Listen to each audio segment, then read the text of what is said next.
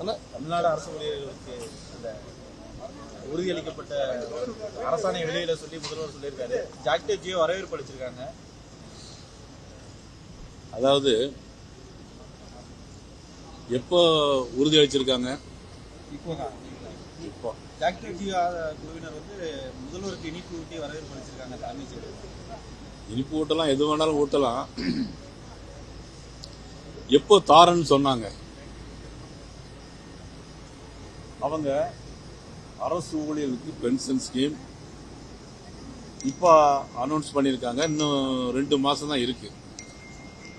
GO போட சொல்லியிருக்காங்க. இது எப்ப தாரம்னு சொன்னாங்க? எப்ப தாரன்னு சொன்னாங்க? இல்ல எப்ப தாரன்னு சொன்னாங்க? எப்ப தருவான்னு சொன்னாங்க? அவருடைய தேர்தல் வாக்குறுதியில் சொன்னாங்க.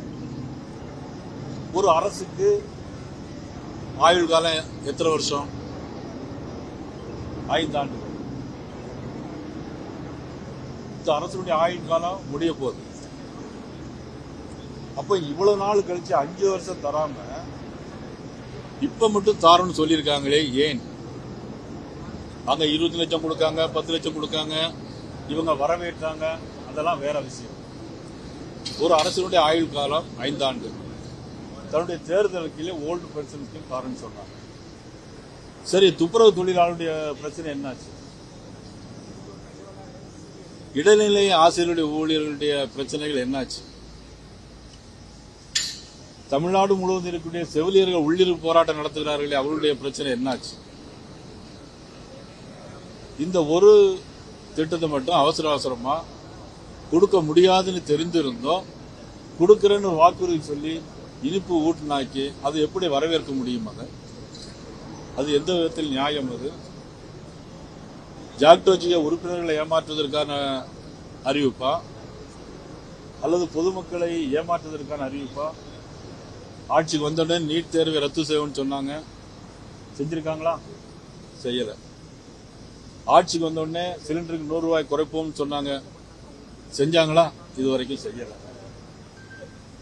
ஆட்சிக்கு வந்தவுடனே டீசல் பெட்ரோல் விலை 10 ரூபாய் குறைப்போம்னு சொன்னாங்க, செஞ்சாங்களா? இதுவரைக்கும் செய்யல. அப்ப இதை மட்டும் அவசரமாக அறிவிச்சிருக்காங்க. ஏன்னா இது வந்து நம்முடைய ஆட்சி இருக்காதுன்னு தெரியும், நம்ம கொடுக்க போறது இல்லைன்னு தெரியும். கொடுக்காதவர்கள் எதையோ காட்டி கொடுப்பதை போல நடித்துக் கொண்டிருந்தால் இது ஒரு ஏமாற்று வேலை. இது இந்த அரசினுடைய வாடிக்கையான ஒரு ஏமாற்று வேலை என்பது.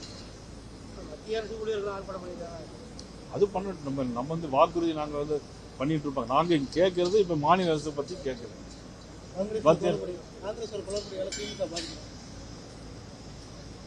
அதாவது என்ன, அது அவங்களுடைய கூட்டணியுடைய உள்கட்சியினுடைய பிரச்சனை.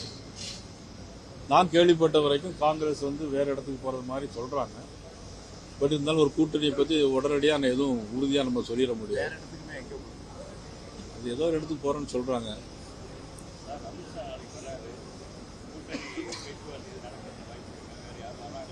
நாளைக்கு மாண்பு உள்துறை அமைச்சர் வருடைய முழு நோக்கமே அந்த யாத்திரையினுடைய நிறைவு நாள். இதுல வந்து அடுத்தால வரக்கூடிய கூட்டங்கள் வந்து என்டிஏ, அதில் அதிமுக, மற்றபடி கூட்டணி இடம்பெயரக்கூடிய மற்ற கூட்டணி தோழமை கட்சிகள் எல்லாமே அதில் கலந்து கொள்ளும். இதில் பிஜேபி கூட்டணி, பிஜேபி மட்டும் இதில் இந்த யாத்திரை நிறைவு விழா, ஆனால் பிஜேபி மட்டும் இதில் கலந்து